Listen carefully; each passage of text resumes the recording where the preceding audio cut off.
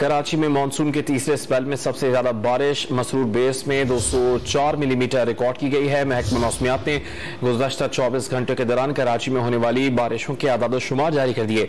केमाड़ी में 188 मिलीमीटर, सदर के इलाके में 164 मिलीमीटर, सुरजानी में 153, गुलशन हदीद 154, DHA फेज 2 126, गडाब के इलाके में 103, कायदाबाद में 111 मिलीमीटर बारिश रिकॉर्ड की गई।